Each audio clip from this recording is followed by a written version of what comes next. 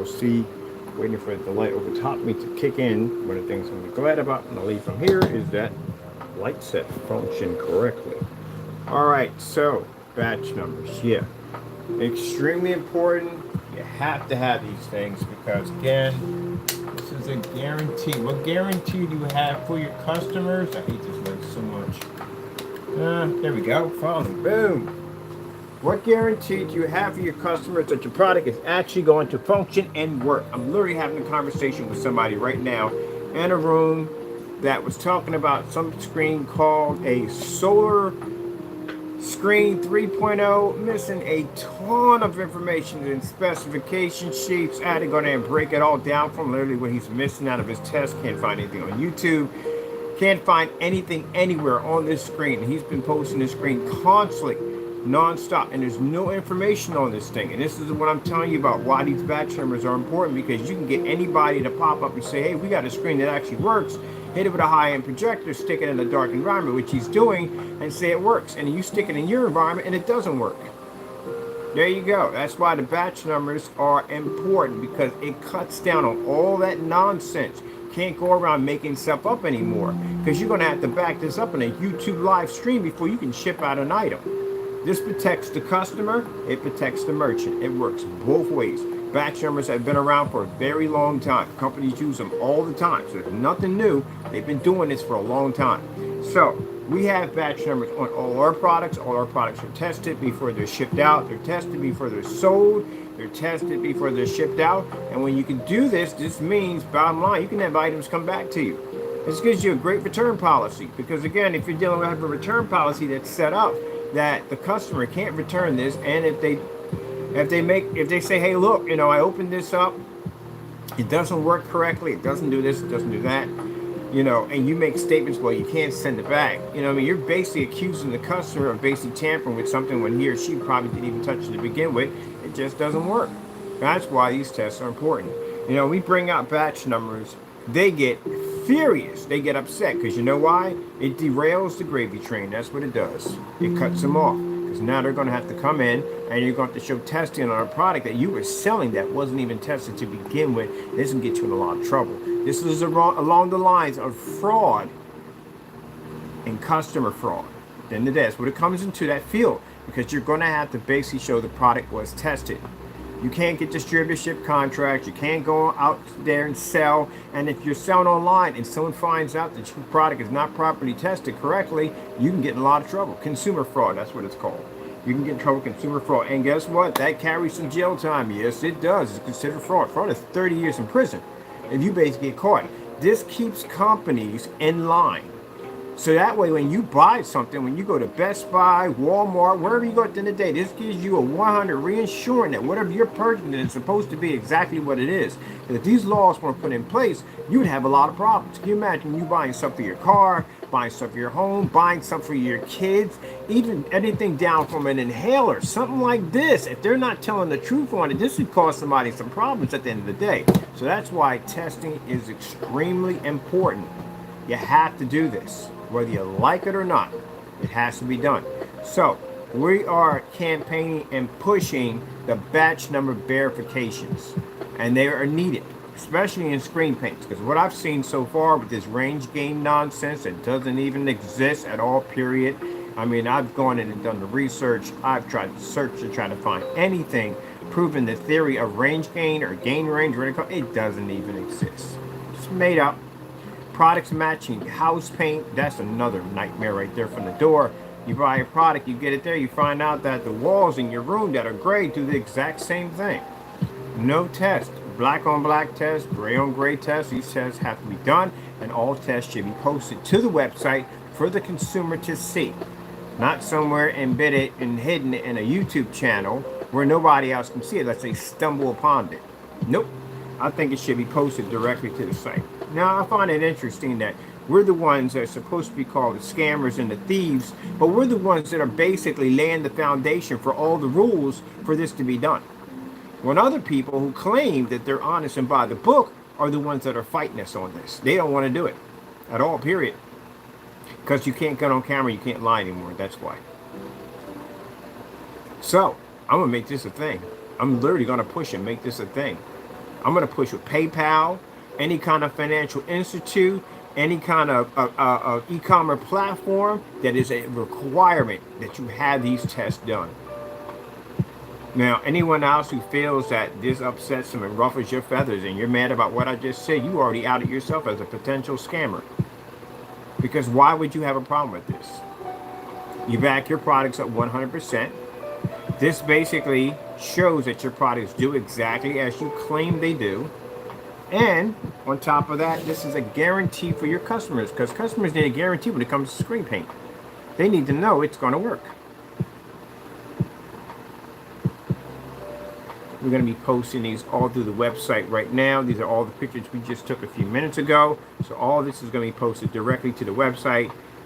We got a little thing in there for the batch number verification. It's already all over our social media sites already. We don't play around with this at the end of the day. We post.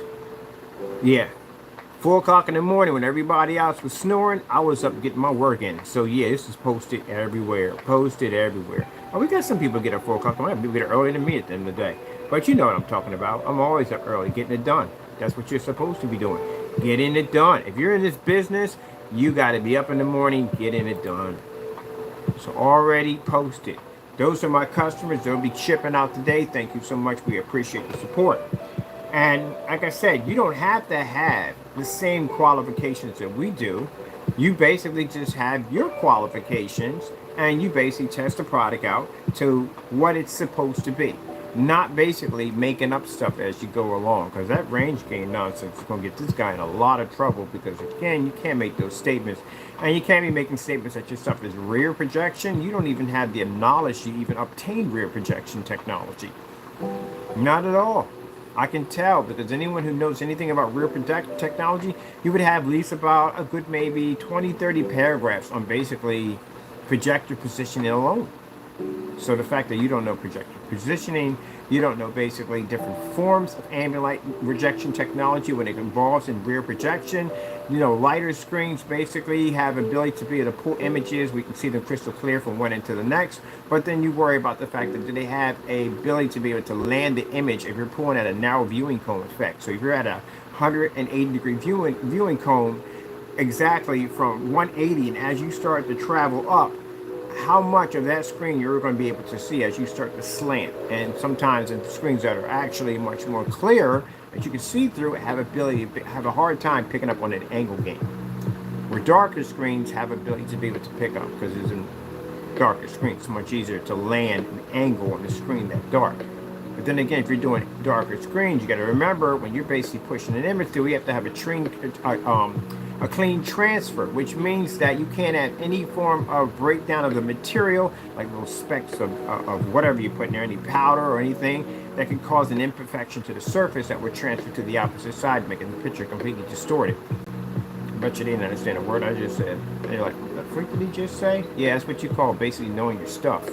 So I can basically put up a resume showing basically my invisible technology bouncing off everything you could possibly think of, even on commercial sites, working perfectly fine, because I know that field, because we did that field 10 years ago. So, yeah, I don't see any videos on it. That means you don't know. That's why the same thing about this screen with this guy was talking about. I was like, this thing even exists, and went down on YouTube to find any tests on it and couldn't find jack on it. But anyway, batch number. This is why they're needed, because nerdy conversation to have with this guy making all these claims on this product, and again, looking for tests for it, can't find anything on it. So this is what we're getting to. We're just basically just taking the screen, sticking them in the dark, with the Christmas tree lights around them, and basically hit it with the high-end 4K projector and go, ooh, this is what it looks like. This is what it's going to, nope. So I'm advising customers, online and offline, do not buy anything unless it has a batch number sitting on top of it, because you want to make sure you don't get ripped off. Mind you, consider the fact the reason why these batch numbers are very important. A fellow by the name of Crow 1176 who makes these products got caught. He matched the house paint in a live stream, and he did this multiple times. Now mind you, think about the customers who bought this product already, has it sitting on their wall, and they find out this guy matched the house paint. They spent like 60, 70, 80, 90 bucks for this product, and they could have literally, mind a quart at that, And they could have gone in, they could have easily done this at a gallon for under 30 bucks. So if that stuff was properly tested, he would have realized that the stuff was matching house paint if he didn't know this already. And the customers would have got a reinsurance that the product landing at their front door is exactly what it's claimed to be. But you can see in his policy, he has it basically stating that if it lands on your property, it's yours, and if you open it, it's yours. So it kind of guarantee you have that that's actually going to basically work, or basically if anything was wrong with it, how are you going to be to send it back? That's why I tell people, be careful about copying our specification sheets, because we have ship backs in our specification sheets. Means you're going to have to ship that item back, and an item back requires in a ship back means you're going to have to do the same thing in the batch number. You're just going to repeat the same thing all over again. And if you've done testing on your products, we just repeat the test. That's all you're doing. All right, so I got to get my pictures from here to put onto my site. Let me see, I got a page here for my batch numbers, but I think I'm gonna put them in here. Separate folder in there, and I'm gonna put down Quasar batch numbers. Like I said, we got people that are upset. When the first time I brought this up, ooh man, very upset, extremely upset, these individuals. Because again, they don't want to test anything. They want to continue to lie to you and tell you it's going to work, and it's just not going to work.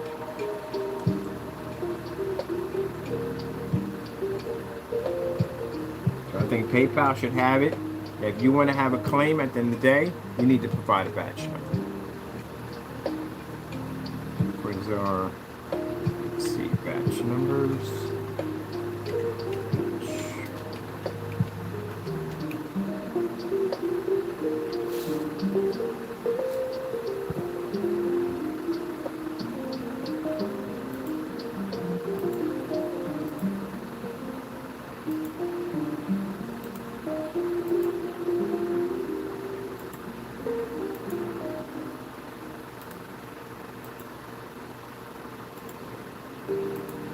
I expect for it to ruffle feathers, as it should. Because those people at the end of the day who have not lied on their specification sheets, and I've seen people who have not lied, they told the truth about their products, they're not going to have a problem with this. And those who have been lying on your specification sheets, it is going to be an absolute nightmare for you. Especially if you have already been selling this product before it was tested. You can't go back and do testing now. You've already sold the product. So to go back and do testing on the product that you claim that actually works ain't going to go well for you, because that's a fraud charge right there from the door.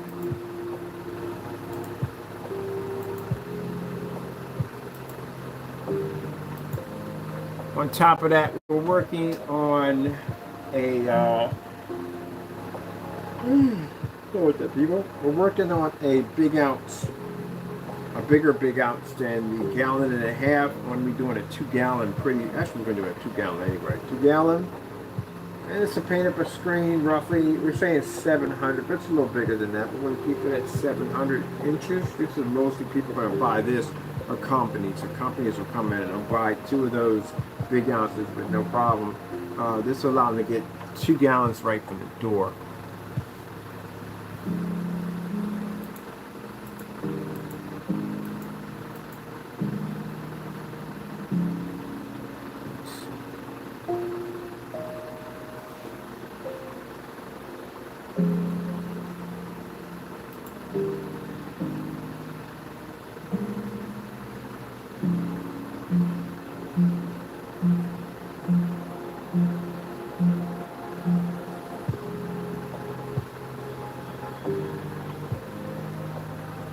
I'm going to put it right there. That's a perfect one to put for batch number verification. Right down in the header, so it shows up everywhere. That's exactly I'm going to put it at. We downloaded the images. We downloaded the images for that. Let's see.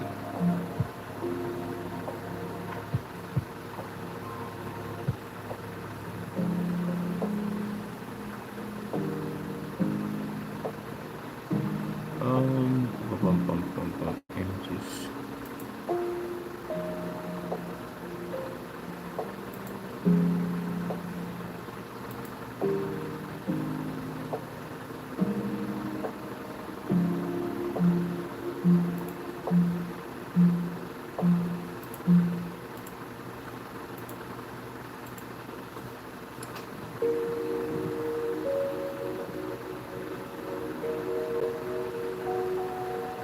start testing your stuff.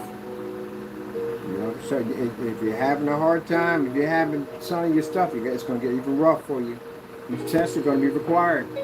I'm going to push this to PayPal. Any company I can get my hands on, any platform, eBay, whatever, I'm going to push this. Why shouldn't it be? Anyone who has a problem with a batch number, any person, the customers don't have problems with these things. Customers love the batch number. Because again, like I said, it's a guarantee for the product.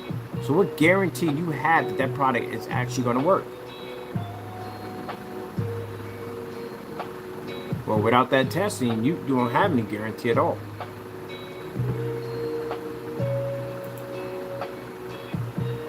And you can't do one of these if your product has not been tested to begin with. You're not going to pass that batch check.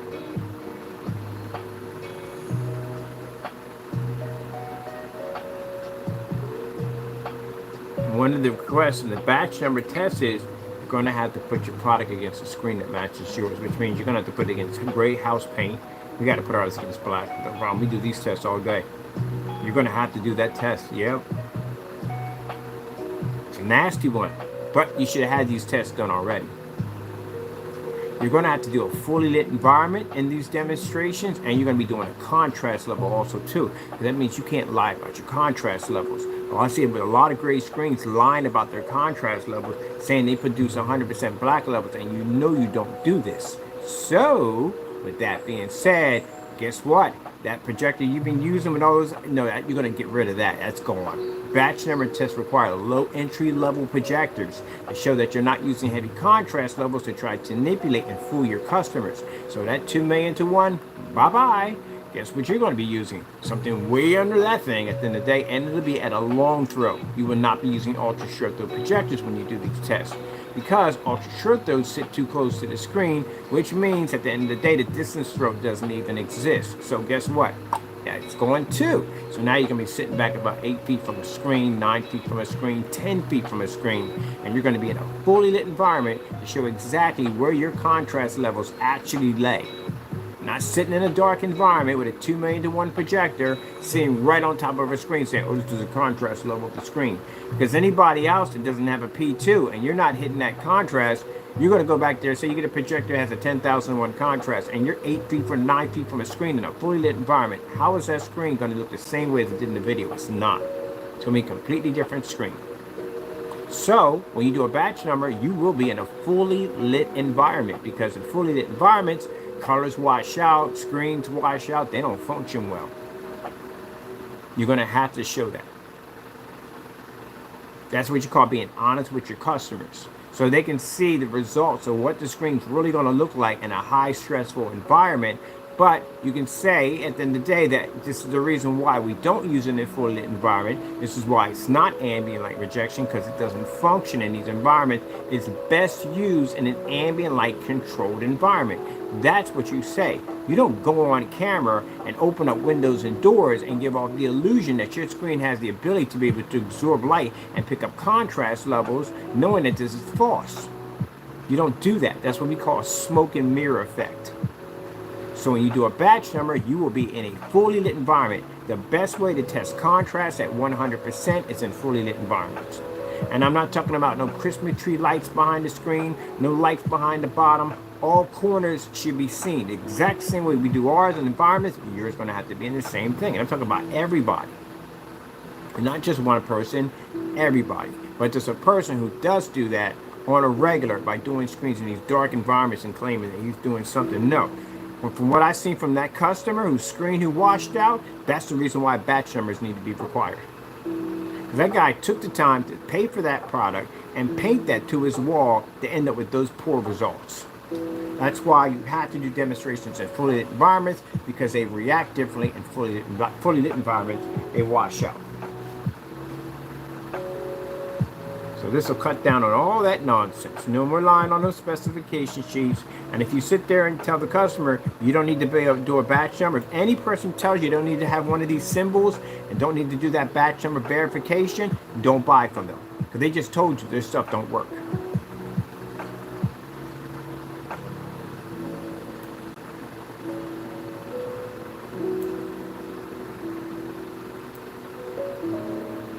And tell me what customer is not going to buy something without a guarantee attached to it. I'm not buying anything without a guarantee attached to it.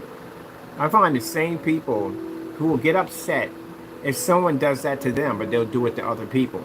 No, you're going to have a batch number now sitting right on top of your product. I'm going to push this thing so much that every customer is going to require. They're going to ask that from me right from the door.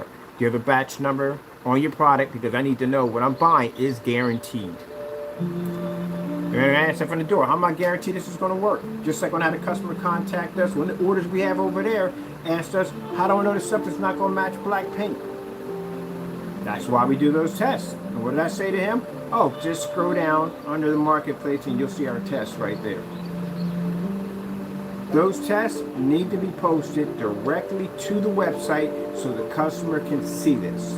If you're designing a website for information and knowledge to educate your customers on your products, then guess what needs to be on there? That video or those videos. And you don't have, and the thing about it is, I see people with one or two. How do you have one or two of those videos? No, you're supposed to have a bunch of those videos. You got to do that test outside. You got to do that test inside. You got to do it on ultra short throw. You got to do it on Pico. You got to do it on Venue. You got to do it on all those things. Come on now, get with it. You guys are so far behind, it's not even funny. Where are the rest of your tests? So now you're going to require a batch number. Let's see you copy this and stick this on your site. Can't back that up, can you? No, you can't back that up. So that means you're going to have to scrap all your products, get rid of them, because you can't use those products. They can't pass a batch number. Heck, they don't even have testing any of them. And you're going to have to make up all new product, and all we're going to have those batch numbers attached to them. So how are you going to convince a customer to buy something that doesn't have a guarantee on it? The other one you can't ship it back. You can ship stuff back to us and ship stuff back to him. It's right there. And the other one says that if you find the product defective, everything on the site is defective. The fact that it takes forever to paint in and the original wall definitely is going to bleed right through because I saw that with the primer. If primer bleeds through your screen, that's not good. Because primer is designed to cover things up. So that's a problem right there for the door. And then the multi-coat application, the crazy instructions. It's not rear projection technology. If someone paints up to a sheet of plexiglass, it's going to damage the plexiglass or window they paint that stuff to. There's no evidence that stuff actually works. The range gain is, again, non-existing. So again, customers are going to ask that from the door. You said a technique. What technique do I need to get that particular gain? And you can't answer that question yourself. So guess what? Everything on your site is guaranteed to get you either a chargeback or a not as described claim from YouTube. From PayPal, easily. Easily. So you got to fix that mess. And then on top of that, making accusations that you're making products that are, this will get them a lot of trouble. Making accusations that you're making and harnessing products and chemicals that are not over the counter. So if they're not over the counter, where have these things been tested at?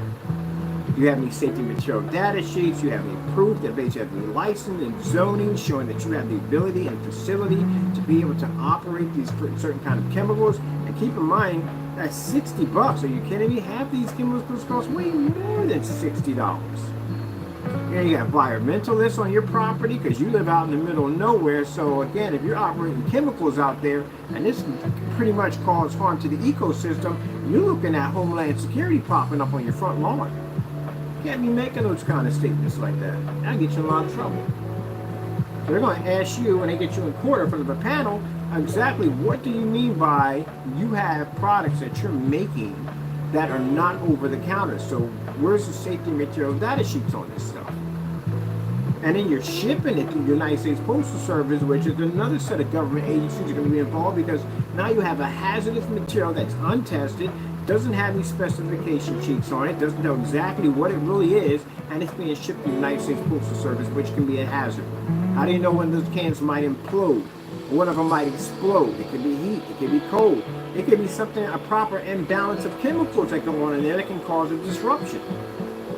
None of this stuff has, you're saying you're making it from scratch. See what I mean?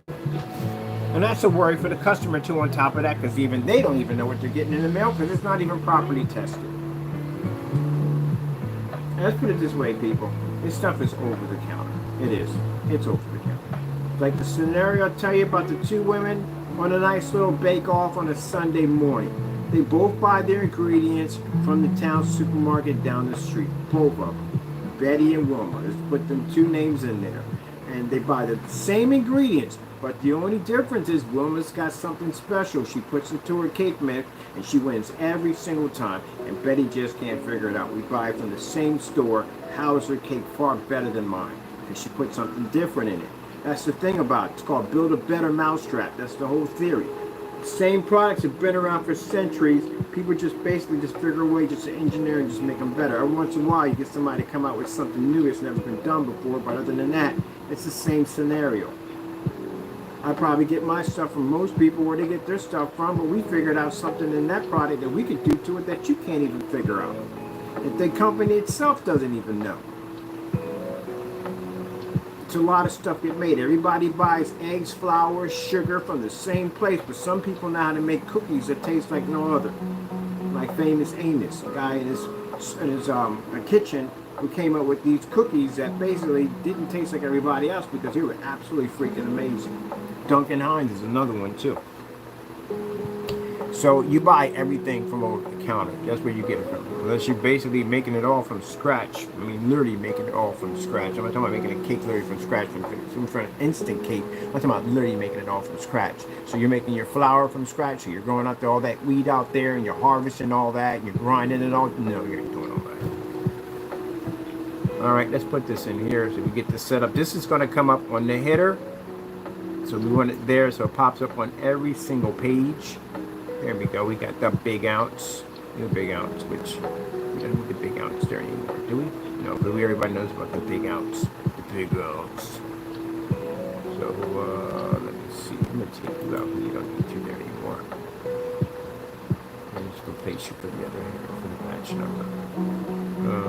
I could just change you out. Let me just take these out first so we don't need the text there anymore. Get these texts going. So yeah, that's why these tests are very important. Because that cuts down on people just making stuff up as they go along. And I saw that happen when I saw a fellow in a room and he's been talking about this screen for the longest time. And I'm like, there's no way in the world that screen's a 3.0. It's a gray and silver screen. There's no way in the world it's 3.0. And you're talking about a screen that's supposed to, 3.0 is higher than a 2.0, which is mostly found on gray screens and white screens anyway. White screens would be 0.1 or 1.0 or 2.0. You're talking about a 3.0. So you should be able to operate in a fully lit environment somewhat. And the fact that every time I look at the demonstrations, it's still in a dark environment. It's always in a dark environment, but claiming to be a 3.0. No.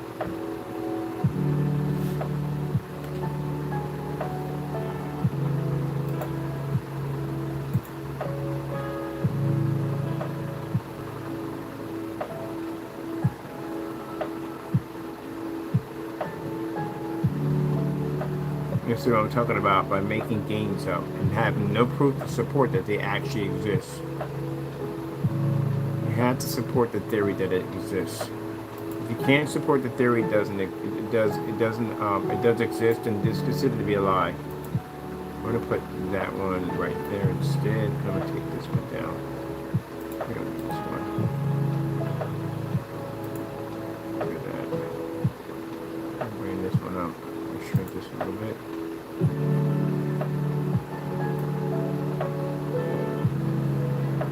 Bring mine up a little bit more.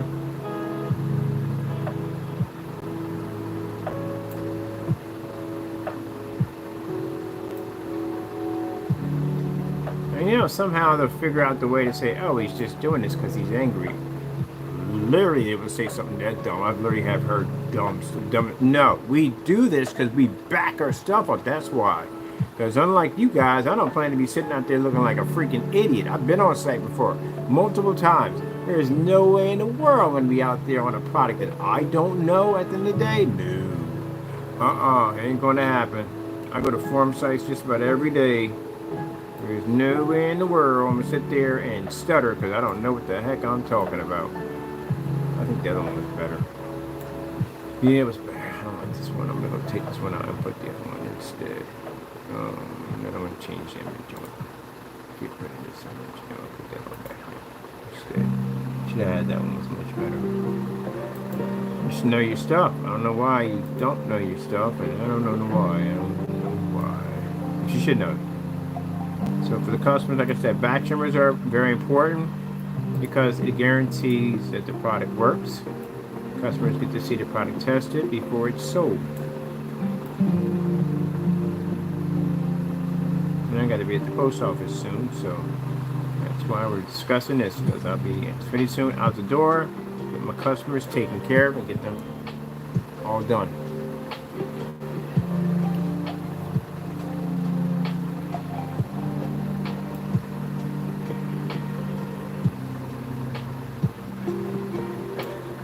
And like I said, the only people that are going to have this problem at the end of the day are people who make these products. Customers not going to have a problem with batch number. Well, customers going to sit there and go, oh my goodness, so that's horrible. So you're testing it to make sure it works so I don't get ripped off? Does that sound like a customer that would say something like that? No. That's a person who basically makes a screen paint. It's not going to like this because now they're going to have to test this stuff. They need to show that the product is actually working, which means that you've been lying on your specification sheets and in your YouTube videos, you're now busted.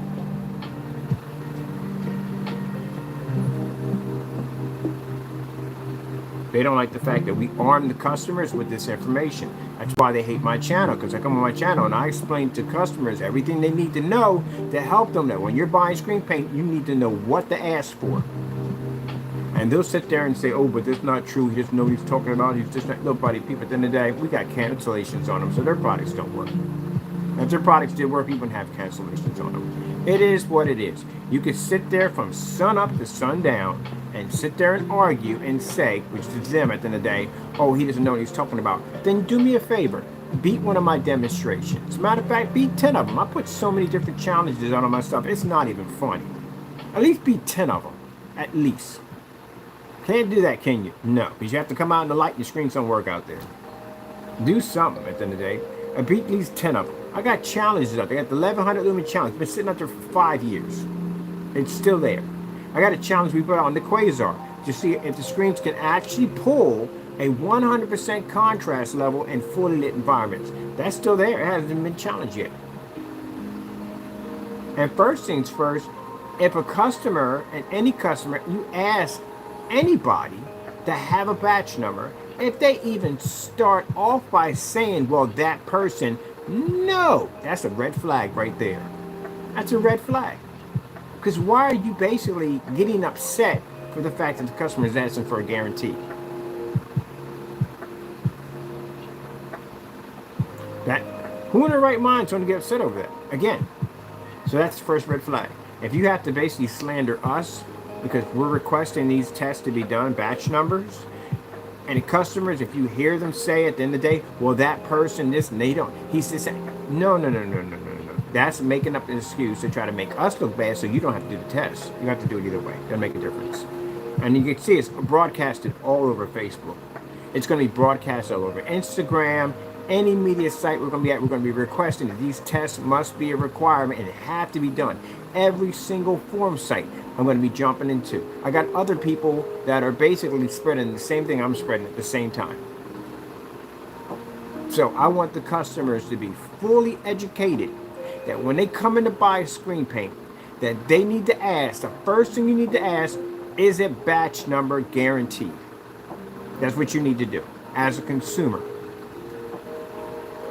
So that way you don't end up getting ripped off.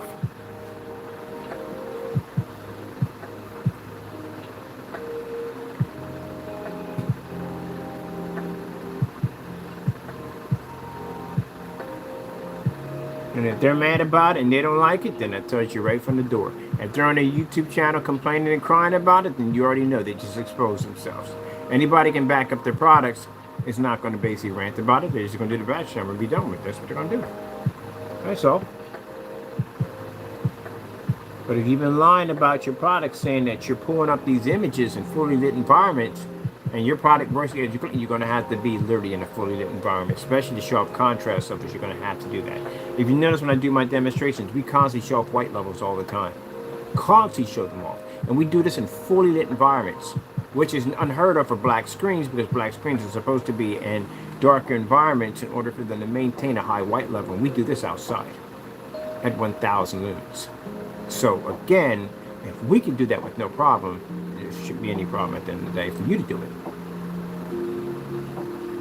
So I'm going to start educating the customers more, teaching you what to ask for before you go buy a screen paint. And the first thing you need to ask for, do you have a guarantee? Alright, let's get some text in there so we can explain exactly what these batch numbers stand for, because we're going to literally have this everywhere.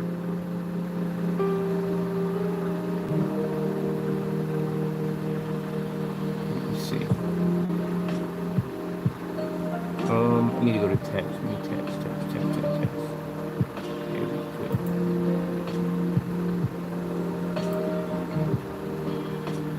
Make sure it's on the site before you go and buy.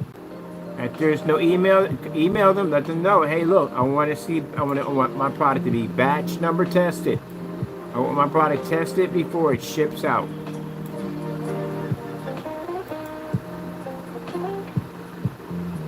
Man, we first brought this up, boy, they was cursing me out every single day. They was mad over that. Well, gentlemen, it's going to get much, much worse than that.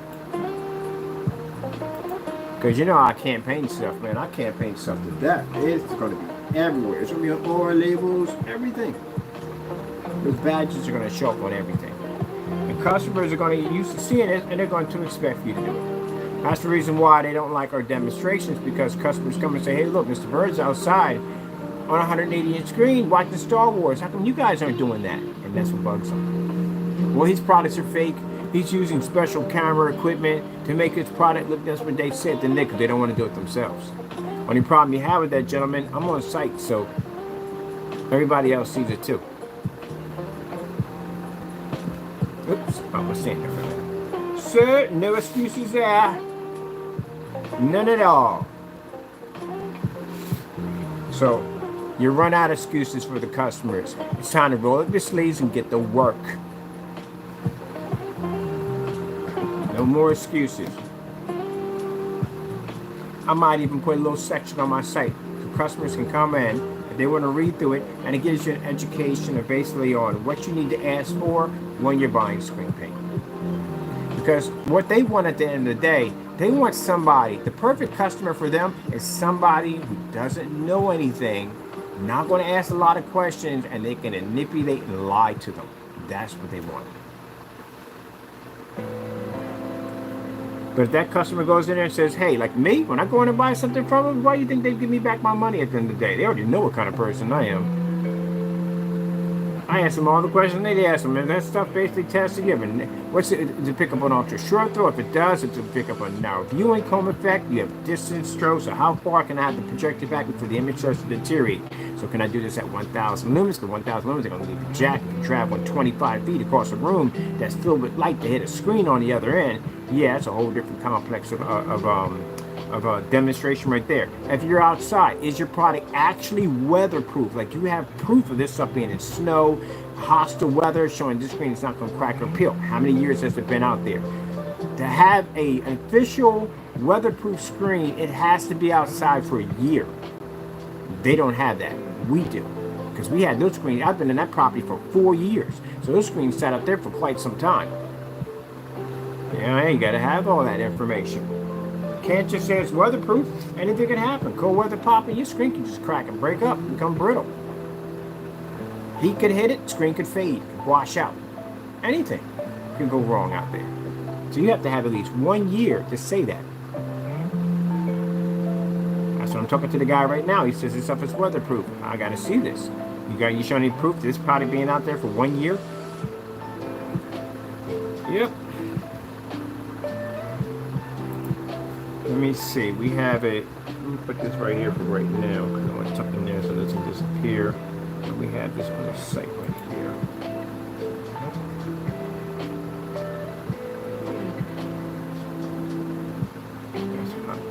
blow it up in another section. We post in different form sites right now. Well, there. Let me see.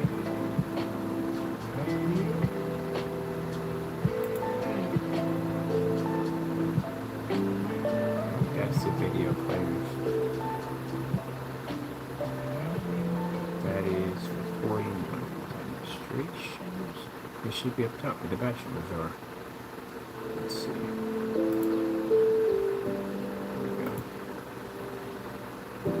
So that's what the bachelors are. Right there. 100% guarantee. I get it from customers all the time. The first thing they'll say is, how do you know? Do you have a guarantee that this is going to work? There you go.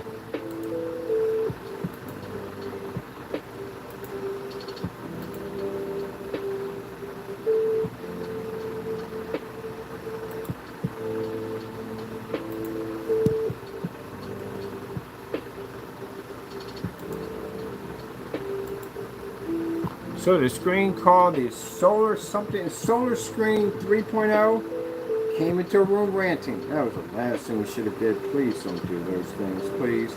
Came in the room ranting, talking about best screen on the market, this, that, and the other. We're buying the screen and putting it into our technology. This screen is light gray. You know what's going to happen to it. Mind you, that quasar can sit next to that silver insulation and pull a white level that'll match that insulation. And that screen's black.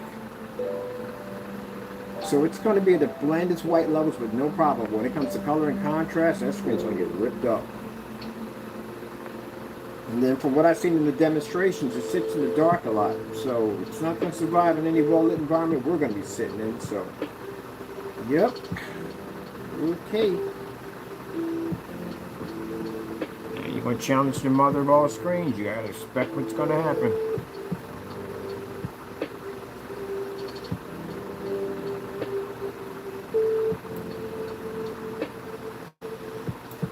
I think their idea is that because the screen's darker, they think that their white levels and all that are going to produce a much brighter level, and they think that they're going to be able to overpower the screen. It ain't going to happen. Nope. There's a Heitner 10 sitting inside of it. It's going to blend into that screen with no problem, and then turn around and wash it out at the same time. And that thing generates light, so good luck on all that. I think that's one of the things we run into when we have people who make lighter paints, is that they think that their screens at the end of the day are going to produce higher colors, and they got it backwards because it's not. They can't produce colors because they don't have contrast. You need contrast to see color. There we go. So there's our batch number verification right there. Information, everything there for you, and this is going to be on everything we design. It's going to be on it. Even the black alcohols, they have either sold badges on them, or they're going to have basic certificates that come in and say they're all tested, everything. That's the way it should be. Customers are spending money at the end of the day. I don't care if it's $60. At the end of the day, it's still money. They should have some kind of guarantee that the product's going to work. Let's get this here. So this shows up everywhere on every single page. That's why we put it here. I'm going to save this right there. And we're going to bring this over to the marketplace and add this in every shopping cart. We'll get the picture, we'll put it right there. As a matter of fact, now we'll put the container, because the container has a label on it. Let's go to the marketplace.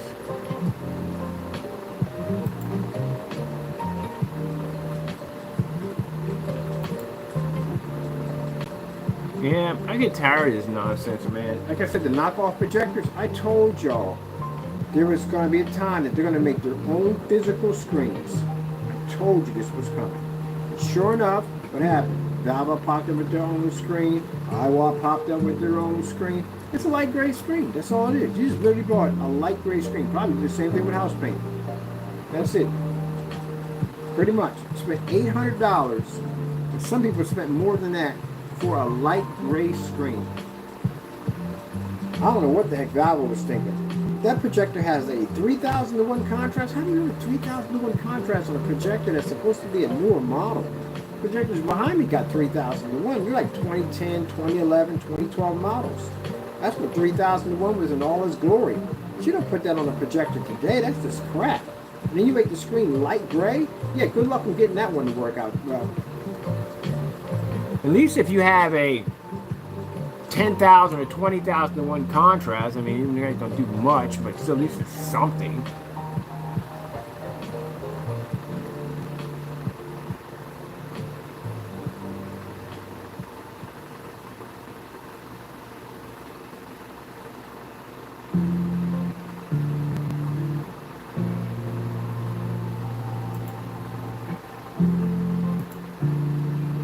This is something at the end of the day.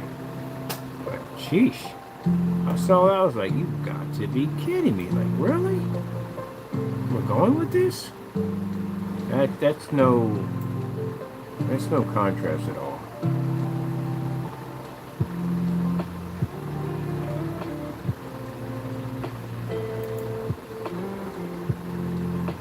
Oh, it's crooked. No, looking crooked over there on that one. So we're going to put a new kit in here. We're going to put the 2 gallons.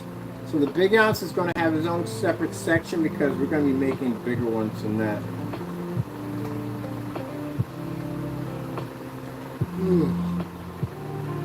The big ounce is going to be a different section of for larger monster screens. So the 50, the 19, you need to have all of these emblems in there.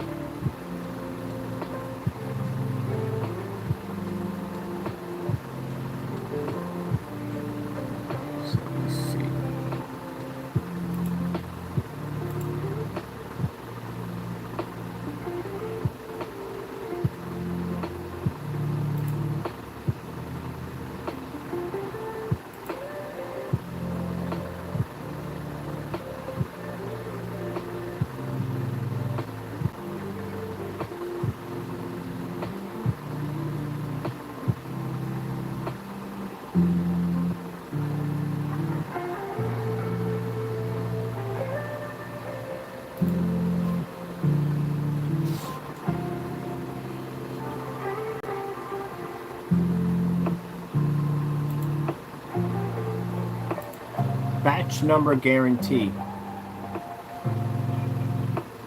Actual real thing. Look it up for yourself. It's actually a real thing. All companies do it. It's called a batch number code. Batch numbers. It's right there. It's a real actual thing. So if I go to court and basically someone violates a batch number, that's a real thing at the end of the day.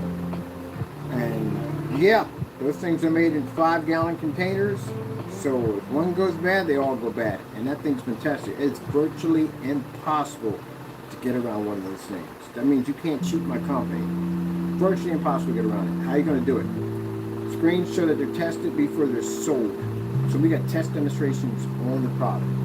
And then they have to go through a batch number verification, which means we have to run the same demonstrations again, but later we show our contrast levels, colors, fully, and paint down the screen right there on camera, right there, before they're sold. And there's videos to match the timestamp on the back of the containers.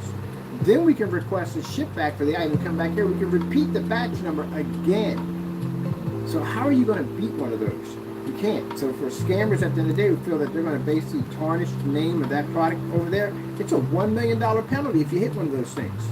So you go on your YouTube channel, you get one of those products and you put black paint in it, try to make it like something that it's not, and we can go and show a judge at the end of the day, look, this thing had that show number on the back of it, that matches a verification video of that product being tested. So it looks nothing like the video that you're showing.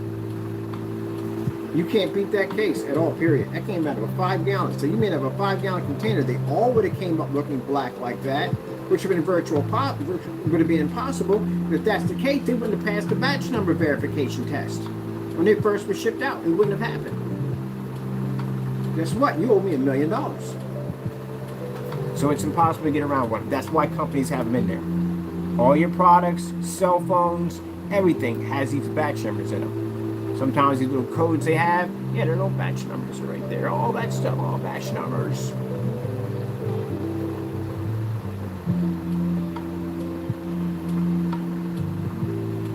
Now, they call it a batch number. we call it a batch number guaranteed, because that's our guarantee to our customers that the product is working.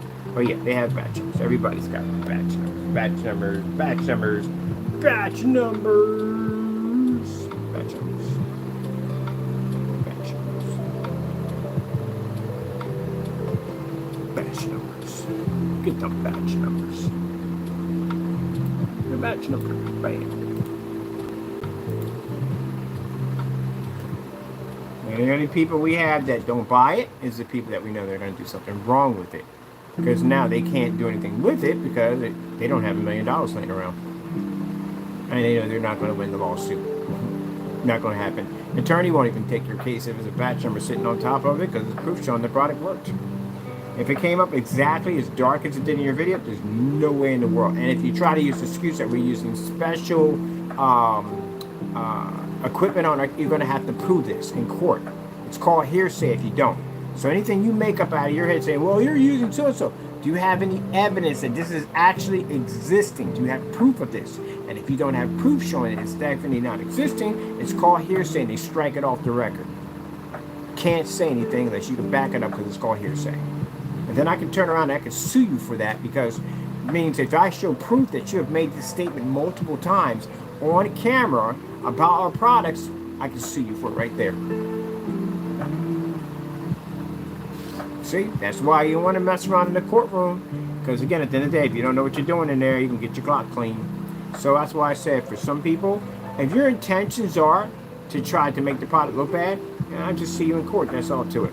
But if you're buying the product and you enjoy it, then enjoy it. Have fun with it. For those of you, if you don't like it, it's not to your liking, all right, then that's you. It's freedom of speech. I support freedom of speech 100%. I do. Depends on what kind, on top of that. It can be freedom of speech based on hatred. We don't support hatred. All right, did this twice. Let me go back over here and put this in. Where is my page?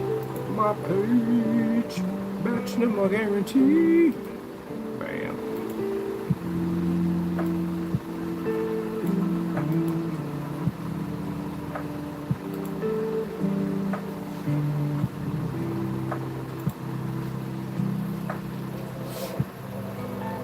Every customer should have a batch number.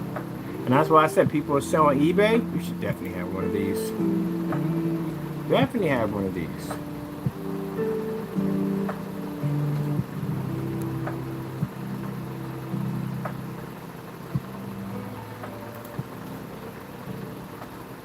And eBay should require this. They should require everybody record their items and timestamp them before sending them out. Then you have to worry about basically buying an iPhone and getting stuck with a whole bunch of cases at the end of the day because they can't do that because they're going to have to show an actual recording of them basically showing that the item's working perfectly fine and putting it in a box or it's mint, it's sealed.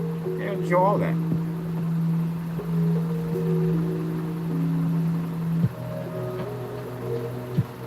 Alright, let me see all that's there. Check my guarantee. Where are you? Where are you? Buying the right monitor is like finding your perfect match. Easy on the eyes? Check. Reliable? Oh yeah. Style?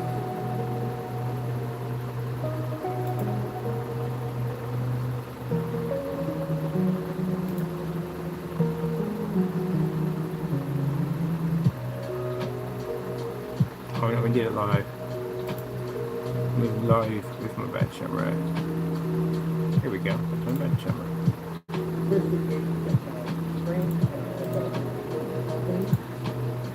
Try to keep this one over here from the game.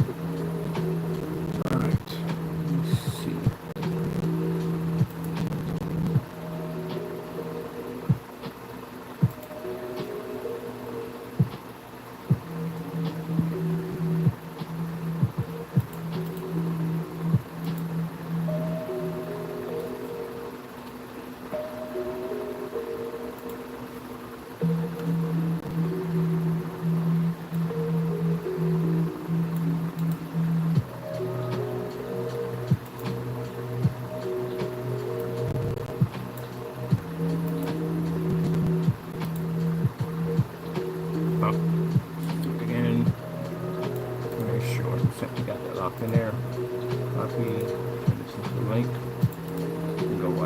batch number right there.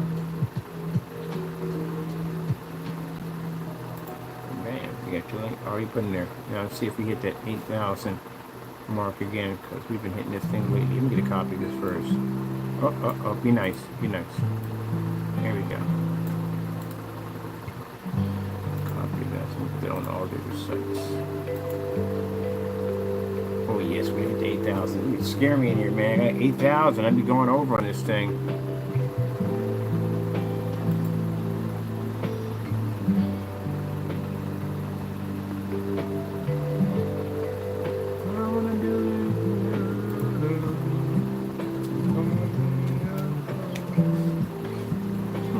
Face at?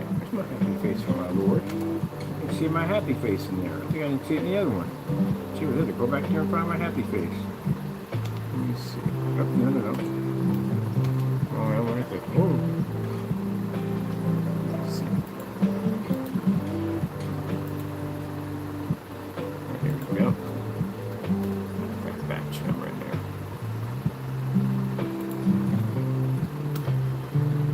Yep.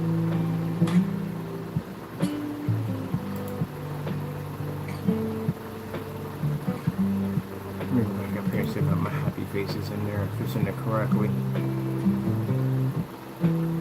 Yeah, it is in there. What's missing in that one? Alright, goody young cubs.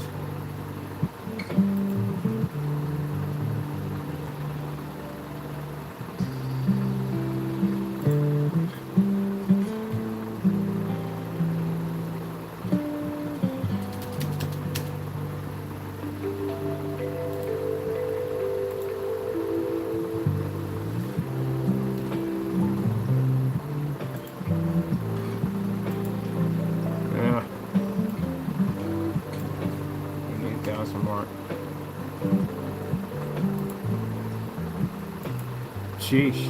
Really? You hit 8,000? Man, you gotta start making these things bigger. I mean, literally gotta start making these things bigger. How in the world do you only have 8,000 in here? Who the freak's gonna be... Really? Who uses it more than 8,000? We do. We use more than 8,000 because we got a whole lot of stuff in here we gotta explain. That's why we need more than 8,000. Gee whiz Louise. There we go. Man. We hit the half and half already, and I forgot to put it up here. Let me see. Something out of here. Get this out of here. I gotta put this back in there. Over there. Over there. Batch number right there. Over here. Boom. Right there. Okay. Let me see. And this is already in here with the link with the batch number. That's good. Let's see that. Now I gotta go back and check the other ones. I'm pretty sure I didn't put that batch number symbol in there. Let me see if we did with this one. Here we did. Okay, that one's done. Get this one. Nope, we didn't do it with this one. Alright, we need my location by the 2.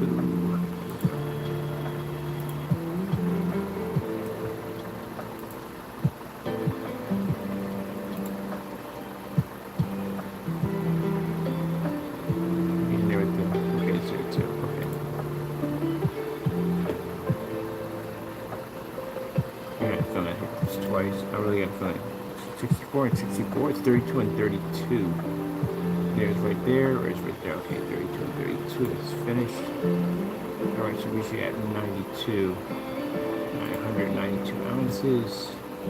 Let me see what we got. Nope, not this one either. So I'm going to take this one out. This is for verification. So we got there.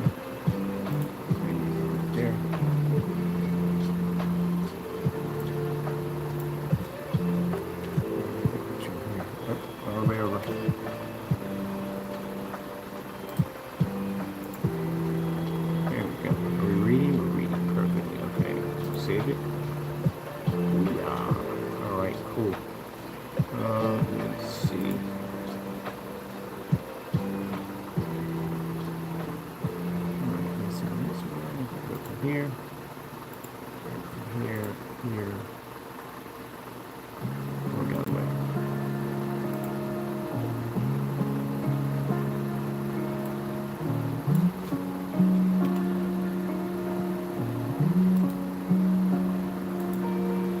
probably sit there and say, well, the reason why he's saying that because He only wants people to buy from him. Ew. You buy from anybody. Really? No. You can buy from anybody. Still gotta have a batch number back guarantee your stuff. That'll make a difference. Stop using excuses. Yeah. Has to have a guarantee on your stuff. everybody should have one of these. I don't think the consumer would ever have a problem with that one. Never would have a problem with getting their stuff guaranteed to work.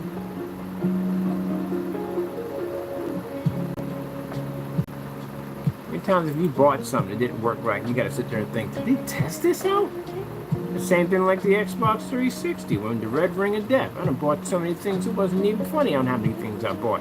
At one point I bought so many of the units, I started really starting to think there is no way in the world as many units as I bought.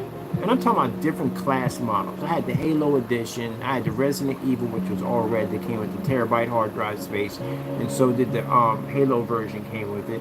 I had the arcade, I had the core system. Then I went out and I bought so many cores, the arcade version and the core system. The core system came with the cord, and they had the other one, I forgot what it's called, came wireless. And then I went out and I bought the black version, which is supposed to be the elite version with some kind of frost chip in it, and that right there, it lasted a little longer than the rest of them, but eventually it burnt out. And then you start taking them apart and you realize, like, wait a minute, there's no difference in this motherboard than that motherboard. Like, are you recycling the motherboards and just designing different cases and sticking the same motherboard in the same case? Because they simply did the same thing. Only difference, they just have bigger hard drive space. That's basically about it. I didn't think about that. It's kind of messed up. So if you have a problem where your motherboards, and you have a lot of these motherboards, are plagued with red ringing, having overheating issues, I mean, basically, I never really thought about it, but they had a lot of additions to the 360. There's so many versions of it. Imagine if you're filtering out all these different cases, but with the same motherboard. And you just put a different hard drive on it to make it seem like it's different. Color the controller, pretty much. That's all they did. There was no like turbo controllers or nothing special to make them different from any other 360 controller. It was just colored. That's it. Maybe it had little special lights on it, that's all. But nothing really big difference. And if you look at the system for the Elite system, but they had the Elite system was all black. It just had a black case, had a black controller, had a terabyte of hard drive space on it. That's pretty much it. It was the same thing as the other one, but you thought it was different because it came in a different case. That's how I thought it was. Because it came in a different case and had an all black controller. But technically, it's the same motherboard, because I found that out because some of the motherboards I had, the machines I didn't take back, I kept them. And I found out and figured out later on, the motherboards are almost exactly the same. When you go to play it, there's no difference. You have any special ability. It's the same thing. Okay, let's see real quick. I'm going to go top it for a second. How many Xbox 360 exclusive cases did they make?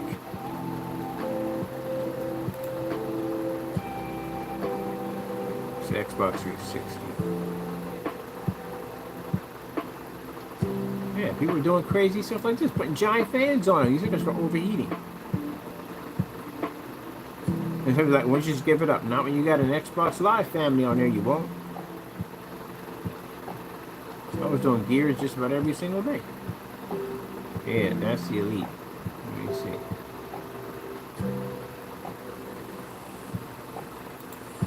Xbox 360 Halo Limited Edition.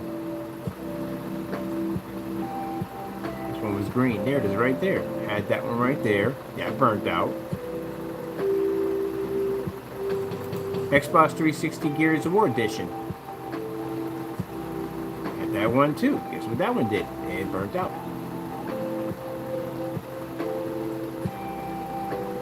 Xbox 360 Elite Edition. All black one. Also too burnt out.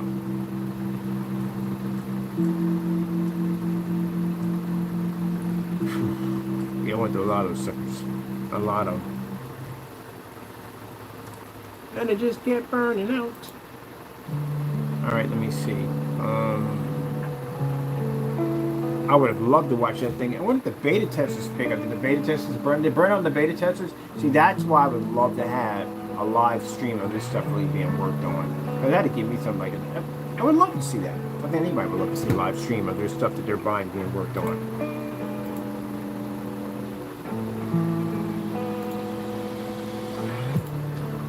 Right, we got it down here.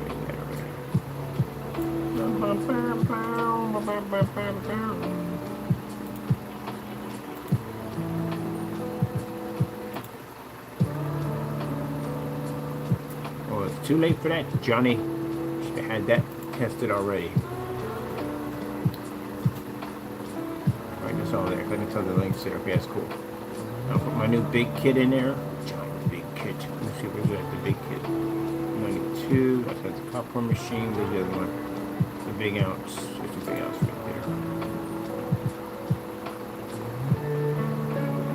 This one, duplicate. Let's see.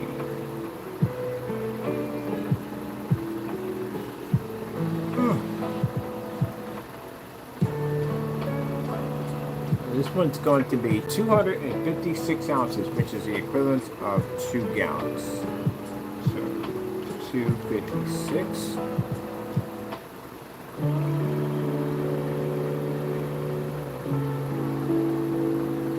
Most people are going to be buying this for companies.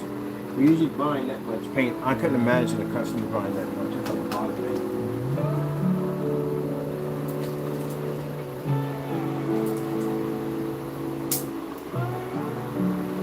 Since we ship out gallons anyway, might as well, right?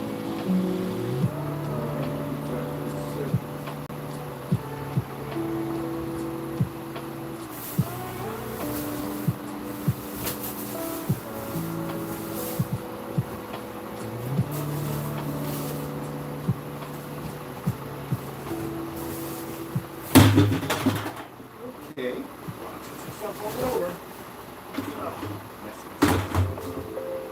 Oh, don't worry.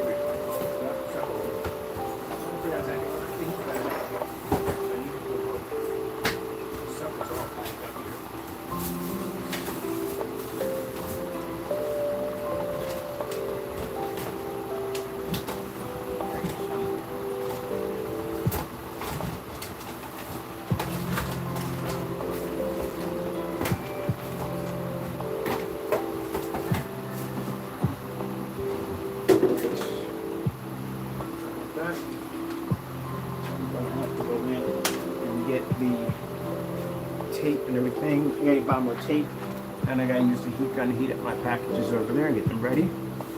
Ship out. I'm gonna get there at 9 o'clock. Alright, let me see. It's a screen size of 700. Better go bigger than that, but we do it on 700. And usually most people are gonna be buying these. Are going to be for companies, because I always get asked all the time, do you have anything bigger than the 92, the 192?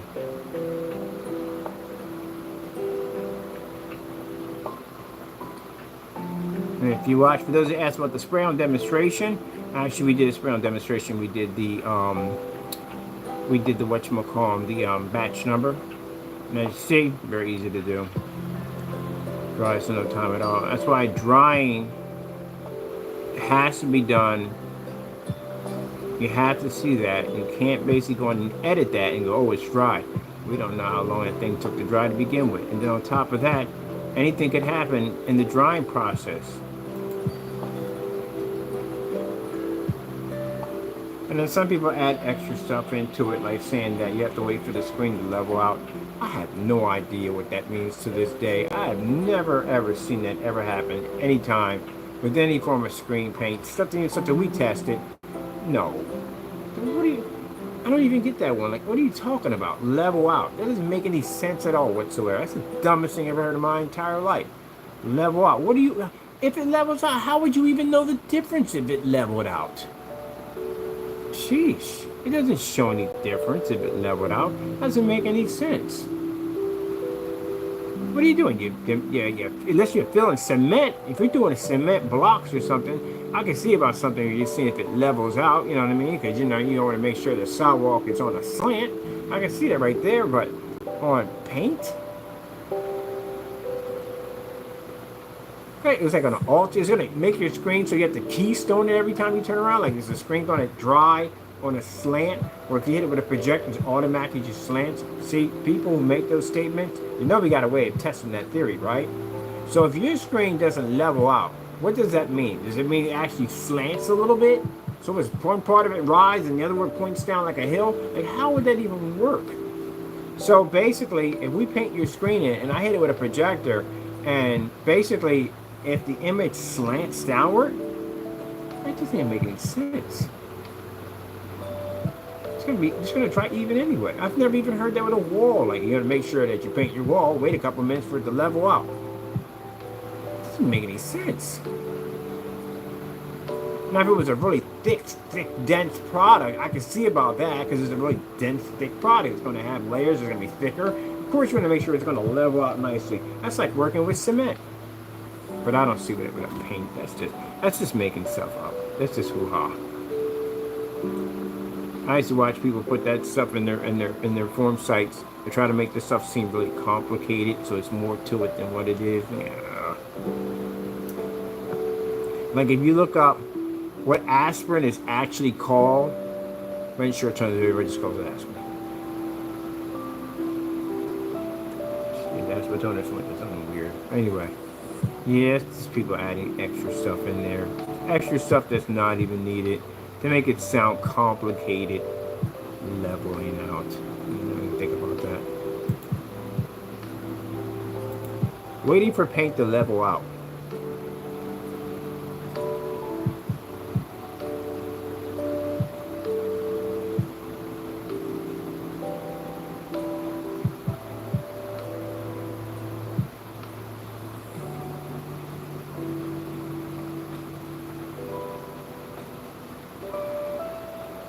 But if you're using this process, you're in a lot of trouble. And I'll tell you why you're in a lot of trouble.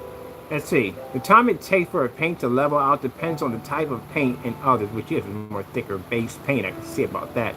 Not a thinner base paint. I never heard of a stain waiting for it to level out because it dries faster. But a thicker one, yeah, would be an issue. So let's see. Depending on the type of paint. Other factors like temperature and humidity. In general, latex paints can dry to the touch. Yeah. You don't have to freaking level out a freaking latex paint. That's just stupid because, again, it's not that thick. But if you're using a heavier, thicker, dense, but yeah, you would have that would have a level out process. I don't see that with latex. So let's see, latex dries to the touch in 1, 2 to 5 hours. Depends on how much you're painting, like how big of an environment you're painting, depending on the size of the screen. If you paint a bathroom dry fast, and you're going to be painting the living room, it's going to dry long because it's a much larger room.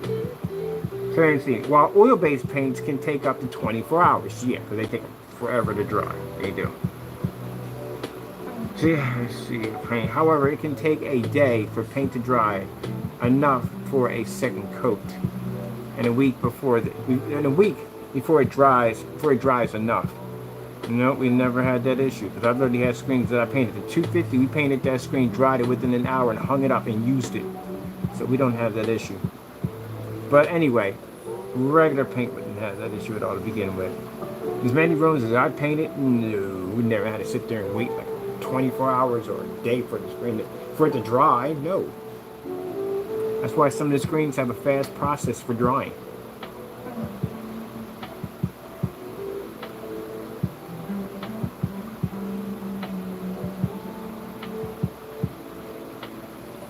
This sounds like something that somebody would put in their specification sheet and not even actually know what they're doing. They put this on here to make it sound like their product is complicated. You should wait as long as possible between the coats of paint to ensure that the first coat is cured properly. This way it also helps the paint from bonding better to prevent peeling. Yeah, never had that issue. Rooms I painted in that house, so many, it's not even funny. Screens I painted, not even funny. No. But anyway, this is, like I said, this right here is speaking of something differently. Because again, if a screen had to go through this process, how much of a headache that would be. Yeah, we've been through all that. If that was the case, then the screen that I painted that I froze into a block of ice would have cracked and peeled on camera. Or any of the big screens that were sitting outside in heat, snow, rain, they would have cracked. Or on the deck, any of those screens would have cracked and been damaged. Yeah. That's why you make stuff designed to alter all this. You have to go through that. All right, let me see. Let's get back over here.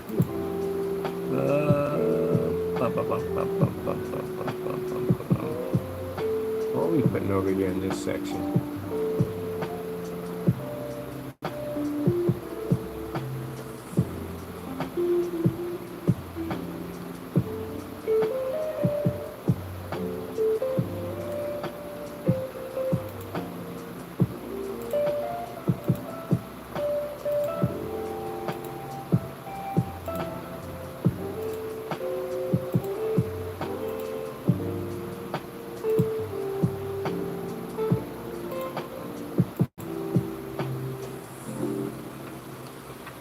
Some people take that, copy and paste it, put it in there, and I'm like, customer reading that is going to be turned off. No one's going to wait that long for a screen to dry. It's a turn off.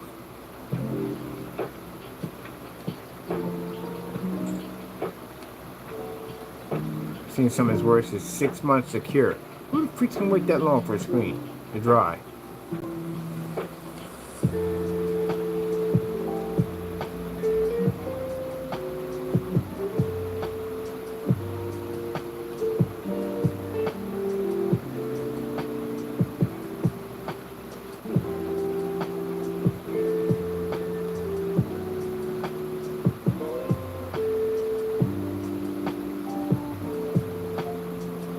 Oh, give me this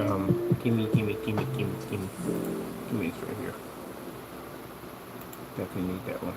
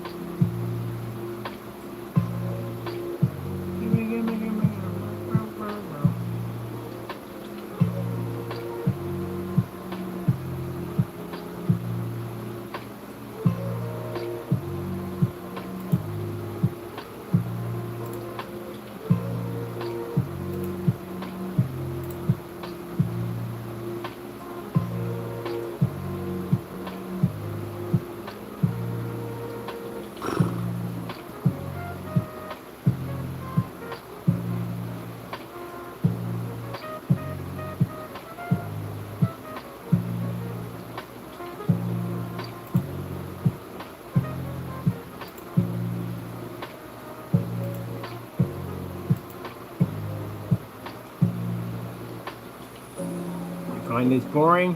Yeah, it is. But it has to be done and you update your website.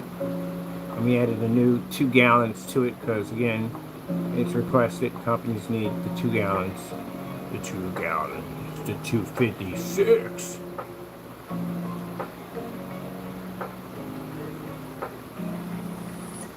Oh, I just thought about that. Yeah, it does. It does the same thing in freaking hard drive space for the old IDE computers.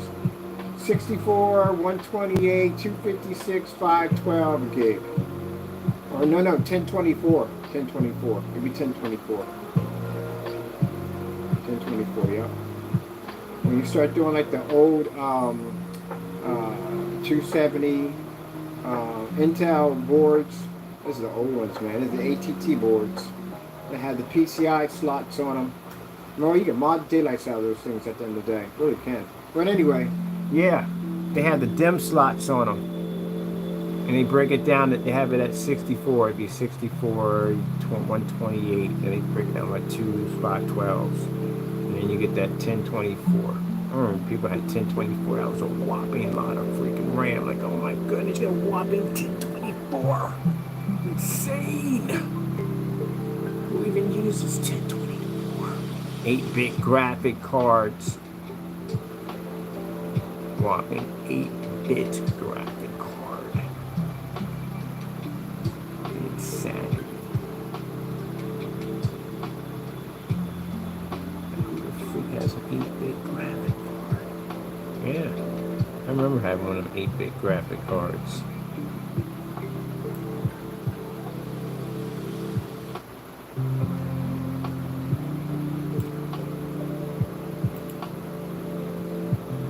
Look me up, look me up, look me up. Bow. Bow, bow, bow, bow.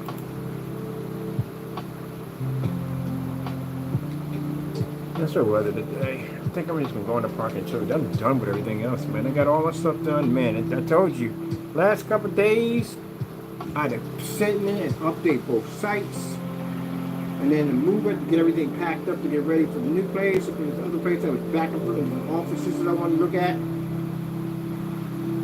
We get do test demonstrations on the new product, get the labels and stuff designed, and then after get all that done, I had to get, once the product is done, get that made, get the orders out for the customers, get the batch number done. I do all that stuff myself. That's why I'm in here almost 5, 6 o'clock before my alarm goes off, because right now it's 7:08. By the time I get done updating on this and everything else, yeah, I'll be about 9 o'clock. I'll be at the post office. At the post office, drop everything off, and then I got a bunch of phone calls to make today. Yep.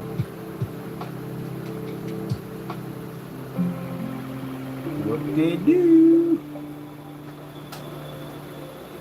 That's why I said I don't see how people just have the time to just do dumb stuff. Constantly always busy working.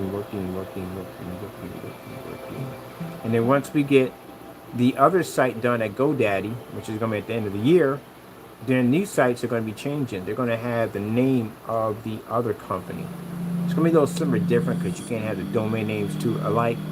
But these are going to be information pages. Information pages both left and right, and they're going to basically channel into the main page. And then that main page is going to have a VIP server attached to it, so we can have a whole network set up so people can come in and talk about home theater projection. We're going to build a whole entire community base off of it. We have a section for our gamers. We have basically people can talk about their RV life and all that stuff like that involving the portable screens. Yep. We're going to build a whole nother world.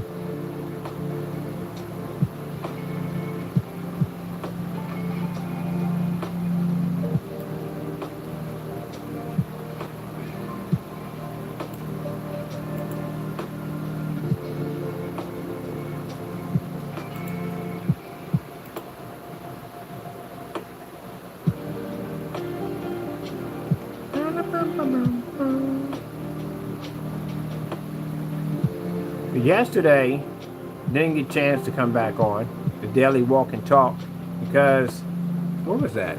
I was out in the park. No, it was past the park. I forgot where was that. I was somewhere out there. But anyway, yeah, my phone died. Oh, I was going to pick up a t-shirt. The phone died. Because I told you I was on a very little. I saw my phone. I'm charging right now. So I'm charging my phone up while I'm having this conversation. So that way, I don't basically, where the frick is the charger anyway? Oh, that way the phone doesn't die because I basically spent the time doing the videos and stuff. But I ain't have much of a charge on the phone anyway. So yeah. And then by the time I got my t-shirt, I was right around the corner with family. And it was like, come on through. So I came on through and we wanted to go visit my mother. But she was chilling. We had a ball at the senior citizen home with her. Went down, picked her up some treats because she likes some treats and stuff like that.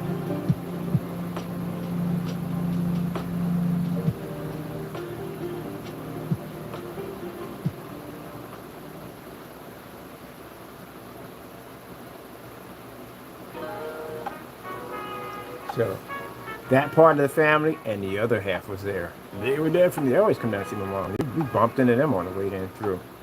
Yippery. Yipper. And just, I don't want to add this in here because, again, I don't like to talk about it because somebody did something real stupid. But, just so you know, they don't mention you at all. Usually they don't when they're going to go visit somebody. They don't mention Jack at all. They don't say anything, don't talk about it, don't communicate. Nothing at all, period. So they don't speak on it. Doesn't mean they forgot. It just means that basically they're getting it taken care of. That's what that stands for, but they don't speak on it. That's it right there. So when I have to go get something to eat and just chill and laugh and joke around a little bit. That's basically what I want. Oh, these are the videos we got. Yeah! We got videos! Videos! You know, when it's up in there, and we can do that too, because it's the mother of all screens. It has everything in it. Everything. Not everything, every version possible. And some of our best stuff in it.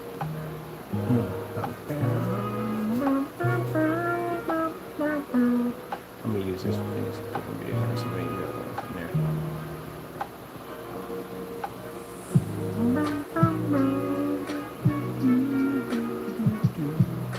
Alright, let me see. Gee whiz, like, where's this thing at? Are they at the bottom or are they at the top? This is where I was actually in the whatchamacallit. I might have to grab them from the site and bring them over, but that'd be much faster to do. Let me see. Where's Facebook at? That's gonna take me forever to find that folder. In there. Let me see. Where's the big ounce? The big ounce. There we go. Big ounce. Where you at? Big ounce. There we go. Bam. Get them out of here.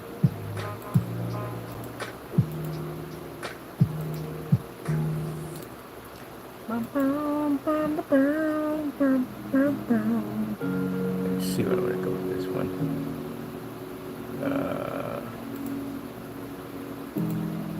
The big ounce. Big ounce. Big ounce. Series? Series, yeah. Series. There's gonna be a few of these things. Big ounce series. No, I don't mean the series for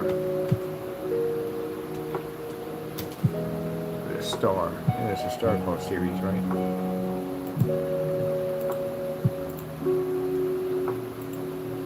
About the big ounce. All about the big ounce. About the big ounce. Now this one is, it takes 96 ounces to paint a 250. That's what it takes. Where's the big swing?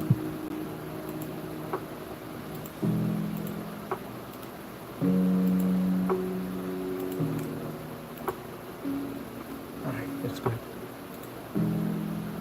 Alright, let's see. I need to go upload this baby.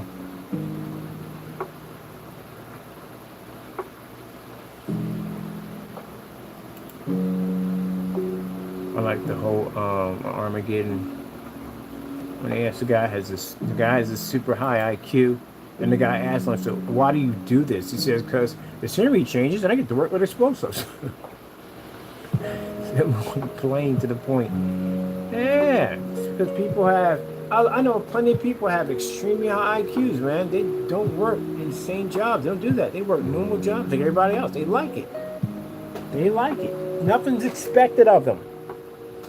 That's it. They like it. You talk to them like, gee whiz, you got that kind of brain on you? How can you be doing something better with it? I am. I'm doing something that makes me happy at the end of the day. I don't need that at the end of the day. Something simple, something plain. That's all they need. That's it. You know, when you got all that responsibility, that's a lot of freaking stress at the day. Some people just don't want it. Just want a simple job. That's it. That's why some movie stars, you see them working at McDonald's or someplace, ain't because they broke, because they just don't want to be in that field anymore. They want to live a normal life. They don't even want to be known. You don't understand the freedom you got. That you can, people envy movie stars. They want that fame. They tell you at the end of the day, you don't want this. At the end of the day, you really don't. You got the freedom to walk out your door and sit down at a park and enjoy a hot dog. They can't do that. They're mobbed by people.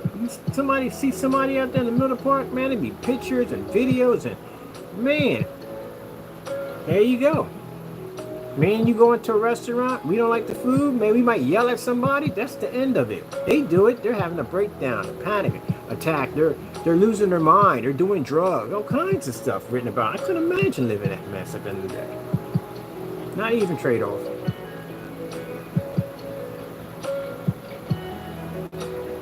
That's why you see the movies where the guy is a king. He's a king he's a king. He's about to be king, and he doesn't want it. He doesn't want responsibility. He hates it. And he finds somebody in the town that looks exactly like him, and the other guy wants his life. He wants to be rich. He wants to be it. And he says, "You know what? We can trade places. You can take my spot. I'll take yours." And that guy just like, "I'm out." Yeah.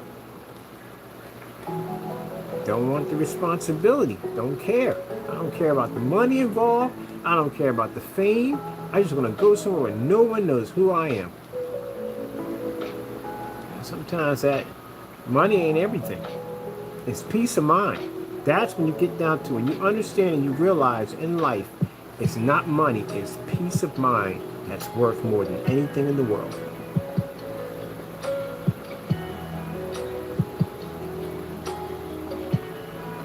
That's that's truly being rich. Peace of mind. And you know who have that? People who live out in the middle of the woods. They have it. They got peace of mind. Walk up in the morning, there's no neighbors next to you, there's no blast in the system, no noise, no screaming, no yelling, no dogs, nothing but birds. Beautiful scenery everywhere you go. Beautiful brook. Again, more beautiful scenery. Yep. Peace of mind.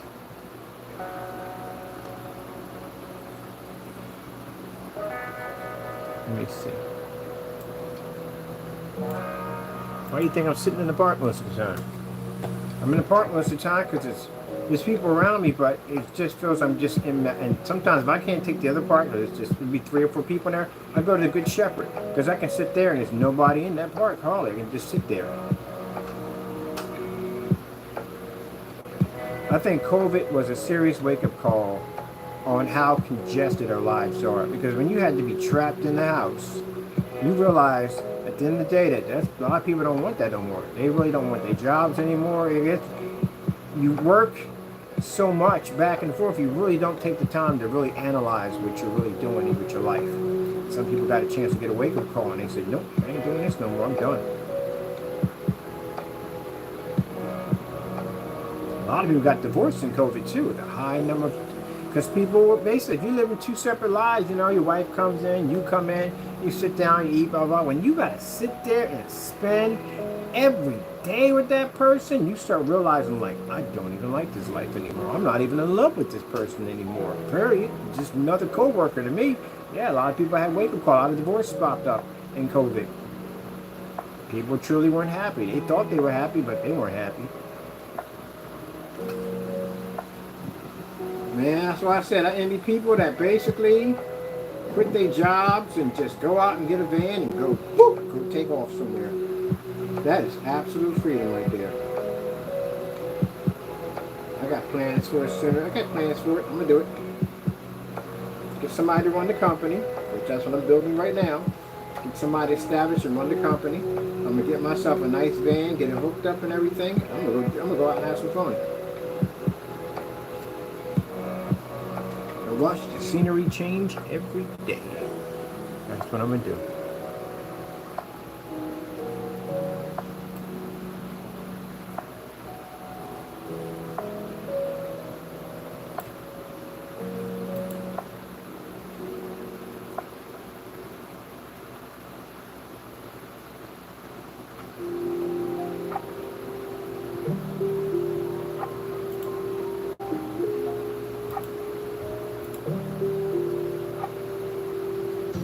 We went out, my mother lives way out in this country area, and that's all you see. It's just nothing but acres of land out there. And every time I saw something, man, my heart just basically sunk. I can't wait to get out there. Man, because you don't need piping. You don't need piping and none of that stuff. What you need pipes for? You don't need pipes. You don't need electricity. You got it. It's already there. It's all out there. It's already out there. Anybody else going out there, they lose their mind out there. Other people at the end of the day won't lose their mind. They're like, wow, man, you can see the resources on what to build out there. But if you don't have that kind of mindset, you're going to have problems out there. people that do bushcrafting, these guys look at woods and like, oh man, I can live out there and start a whole entire community. Yes, they can. The resources are right there. You just got to know how to harness them. And with the technology we have today, man, it makes it so much easier.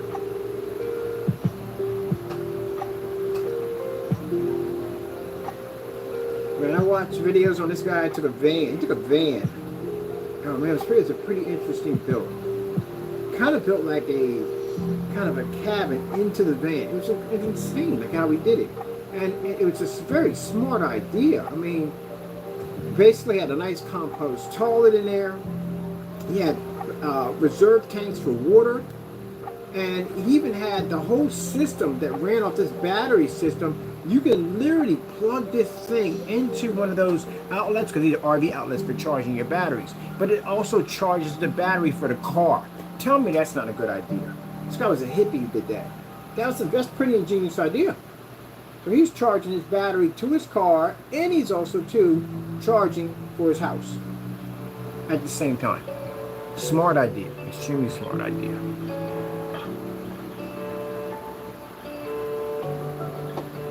So you get an open field, yeah, you get an EcoFlow system in there, automatically you can power the entire place off solar energy. You know anything about hydroelectric energy? You got a running brook with enough water pushing through, that's power at the end of the day. You can convert that into electricity easily. It's not even hard to do. It rains, doesn't it? Guess what? That's also free water. And that brook is also free water too on top of that. And yes, you can drink it, and yes, you can wash in it, but you need the right proper equipment to do it. Water filtration systems, they make them, they're designed to clean and filter water. The same thing you got sticking up under your nozzle, that when you turn the water on, cleans your water and makes it drinkable. Same thing, but a little bit more high tech than that. You even got water softeners in there to break down the minerals and so harsh minerals that they had that basically can make your skin a little irritating. You get all that stuff at the end of the day. Man, that'd be fantastic to have a brook. That's endless water at the end of the day, man. Endless water at the end of the day. I could have tanks and tanks on my property filled with water. I need to look into that too, figure out exactly if I get a brook near my place, because that's a good idea. And that's a source of power. That's energy right there you're looking at. Every time you walk out the door and that sun hits you, that's free power for your home. Do a little experiment. Go out and buy yourself one of the EcoFlow systems. Go get yourself a panel, them flexible panels, and do something like power your office or computer. And you'll sit there and go, wow, this is free. It's all free. Every time you sit down, it's all free. Now imagine that for your entire house. It's cheaper than doing the panels, because when you do the panels, those are installments. You have to pay for those down through time, so you're still paying off of that. But if you put the investment into one of those EcoFlow systems, you already own it. So whatever you're not paying for electricity, it's going in your pocket at the end of the day. And that's free power. Power goes out for everybody else. It doesn't go out for you. That's what I freaking love, the whole idea about that. So now, out there in the middle of this field, you don't have to worry about pipes, because you can put your own pipes and your own piping system in. You can either do water harvesting from the sky, or you can do harvesting if you got a brook or anything near you. We can actually rechannel the water. You can clean it, you can drink it, you can wash in it, the whole 9 yards, everything. Yeah. So now you got power, you got electricity, you got compost toilets out there that basically what they do is they take all your waste and they grind it up, and it compresses it into these blocks. And those blocks can be used as fertilizer, which I would not use as basically at the end of the day for basically your food source, but basically if you're basically growing flowers or something like that, vegetation and stuff like that. But yeah, right there from the door. You have no idea. You can build a structure out there. It's not really hard to build a structure or lay your foundation for cement and all that. It's very easy to do. Put in a fence, you can build a structure for a home. It's pretty easy to do. It's not really that hard to do. Or, if you don't want to go down that road, just go to Home Depot and just buy one of those sheds and just build a foundation and just put it on up there. That's what people are doing now. Home Depot calling on that.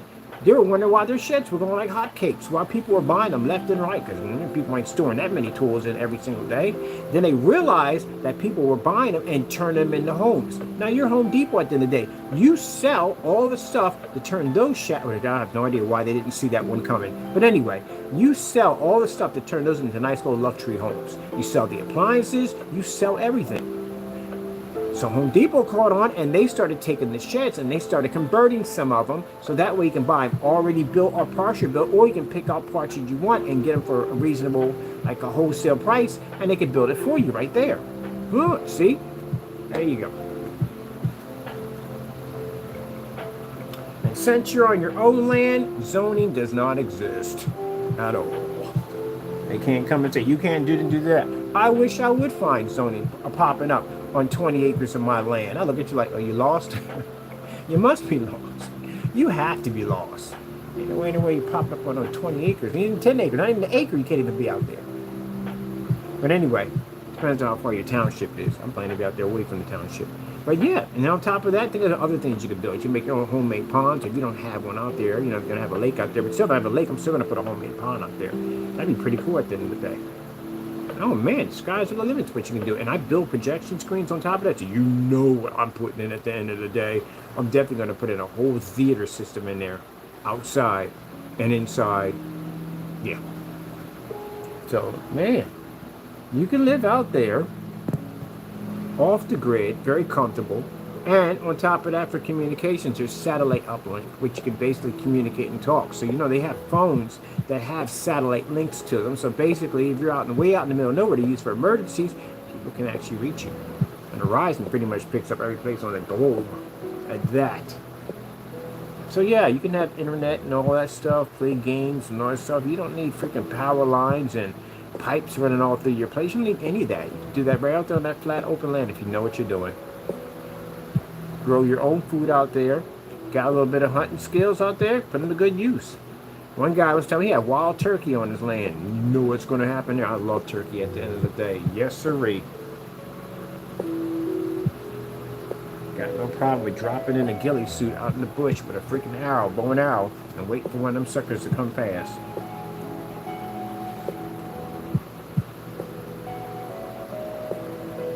Man, I'm telling you, that's a good life right there. That's an absolute good life right there. Go outside and watch the sunset and no neighbors on your property, that land that's yours. Yep. So you don't need all that. So when I get people laughing about saying, hey, he's in the garage and this, that, and the other, if you know anything about basically how to live off the grid, you don't need any of those luxuries that you have in the day. And I don't want those luxuries. Don't want it. I want a challenge at the end of the day. I would love to be able to sit out there on a piece of land and try to figure out how to live on it. That would be amazing. But for some people, it would be an absolute nightmare. You've been camping before? Guess what? Same scenario. Except for what kind of camp? I don't do the camping with the cabins. I don't do those. I do the tents. I don't like to do the cabins. Cabins too easy for me. Some people have to do the cabins. I can understand that with kids and all that, you know. But I like to do tents. To the day. The next time I'm gonna do a tarp tent. That's what I'm doing. I'm gonna build my tent with tarps. But yeah, that's how I like it. I like a challenge.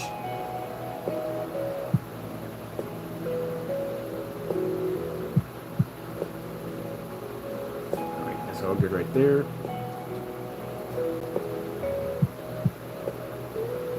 Now when I came here, this place was super, super hot. On top of that, it was cold when I came here. I had to learn how to insulate the place. I had to learn all that. And from what I learned in here, I can insulate any place I want. I can go into a place and see when it's around, without a fan, we use the air conditioner from time to time, portable air conditioner. But without a fan, with this insulation in here, it is 97 outside. You know what the temperature in here becomes? 81. It's a massive drop. And at 81, that's actually quite comfortable. I can run one of these fans behind me and it stays ice cold in here. Now, if it's 81 outside, then we're in the 70s in here. In the wintertime, it can be roughly somewhere between 40, it can be, no, lower than 40. It can be somewhere in the 20s. I've been in here when it's actually 11 degrees outside, and this place is warm. So if you can learn how to insulate an area where the temperature can drop down to 11 Celsius outside, and you can stay warm in here, you're doing a heck of a job. You could drop up to 97 degrees and you can still keep it 10 degrees cooler. Yeah. So that's what I learned. I learned how to insulate a property. So I can go anywhere I want. I can insulate the daylights out of it because I know how to do it. You learn skill levels. That's what you learn.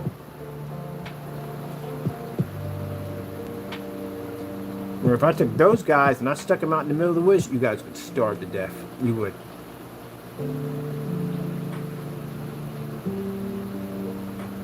Fishing how to fish. Fishing is really not that hard to learn. Well, then again, it is. You know, fly fishing is a different type of fishing. Better how to cast that line. That can become a problem. But yeah.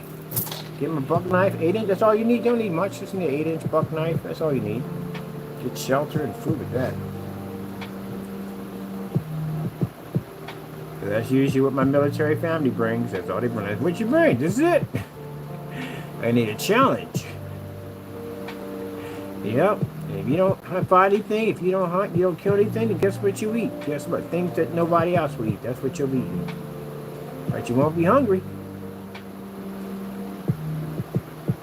So let me see. Let's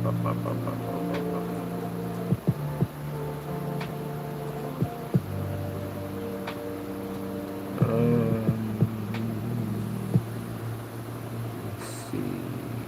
Everything else is here.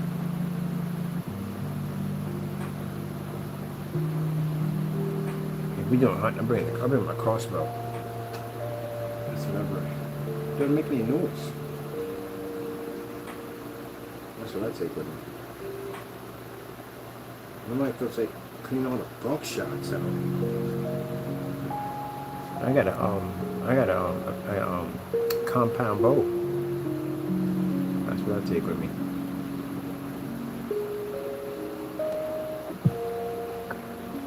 My other friend, he said he had turkey on his property. You got turkey on your property? There is no way in the world that I'm freaking buying a turkey for Thanksgiving. Are you kidding me? You got them running around out there? Oh, yeah. And some people get offended over that. The vegetarians, look, I'm sorry. I know that's your world, but it's not mine. That's what I love about my vegetarian friends. My vegetarian friends don't push their opinions on everybody else. That's the world at the end of the day, and that's why I like them. That's why we became friends. Because you can eat a hamburger from them. They really just don't care. That's your world at the end of the day. And they eat their rabbit food. I really don't care either at the end of the day. That's their world at the end of the day. You know what I mean? I like to eat hamburgers and all that stuff and cheesesteaks and everything, and they're not bothered, and they just stay in their own little section. I stay in mine. That's why we're friends. If you're going to be one of those people like, oh my goodness, what the freak are you eating? Oh, you're nothing but an animal. Well, technically you are an animal too, because you know animals eat grass too. You know that, right? But you're saying I'm barbaric? Yeah, well, at the end of the day, you know what I mean? Yeah. We eat grass, so animals eat grass too, so that would make you an animal. And technically, you're definitely an animal, so you know, species you are. I've never had friends like that. Okay, this is all updated. We got all the numbers in there. Everything's good to go. We got the new big boy in there. The new big boy package. The big boy, the 256. Here we go. Get that one done. We're finishing that one. We got the header put up there. And we got the batch number verifications on everything. Everything has those verifications.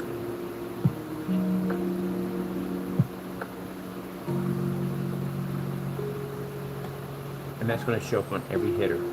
Alright, let's publish it, and I got my customers ready. I'll be here. 8 o'clock pretty soon. So everything here is updated. Okay, cool. You get the front, this is the header on everything. Alright, that's it, we're done. Alright, that's all updated. Now I gotta get my customers done. And get their stuff out the door, because all their shipping labels are ready to go.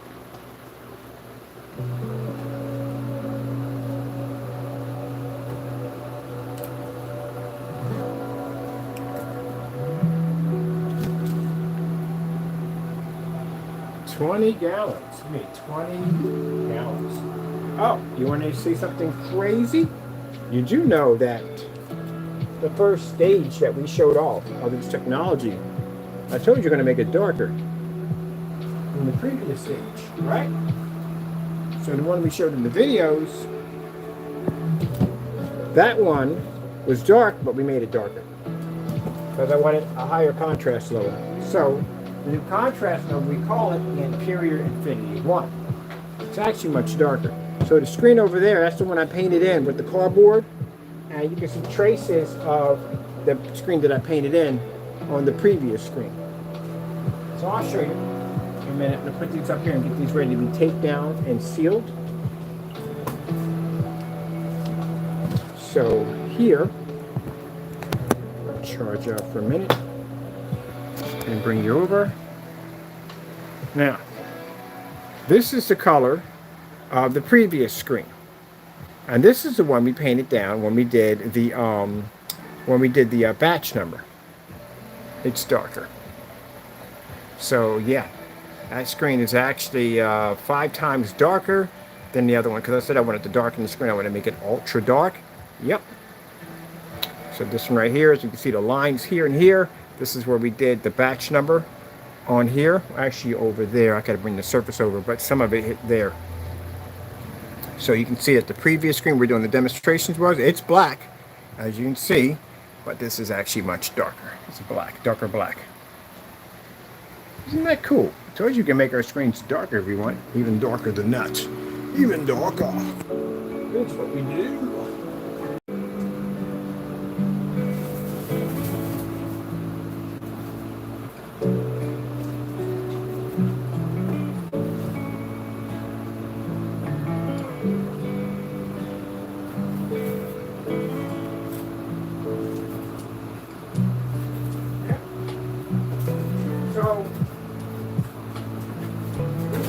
That because I told you that I was going to make the formula darker, and if you notice when you watch the demonstration, that same darker product basically next to the silver system where we have over here was able to produce a white level just as high as the silver surface next to it.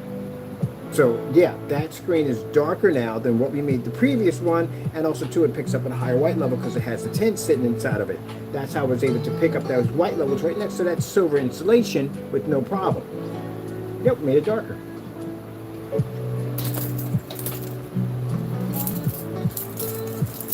What you're seeing is any areas that I coated when we had the cardboard box up there, the lines and stuff, that is the batch number coating. And the test coating was this. So this black, this is actually a much darker version of black that we have. And these are the lines that were between the pieces of the cardboard. And that same dark surface was able to pick up a white level just as high as that silver over there. So that's why I said in the demonstration, I said we're going to be changing it before we sell it to the customers. I want it darker. So we can make our paints as dark as we want, but the heightener technology allows it to read.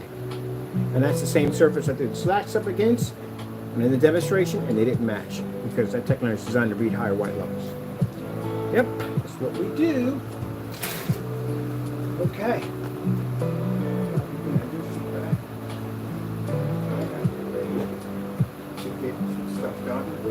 I gotta go, people. Thank you for your time. And as I said before, to my customers or anybody, that make sure that before you buy a product, make sure it has a guarantee to it, because at least you want to make sure that you get what you pay for. Gotta go. Thank you all, and God bless.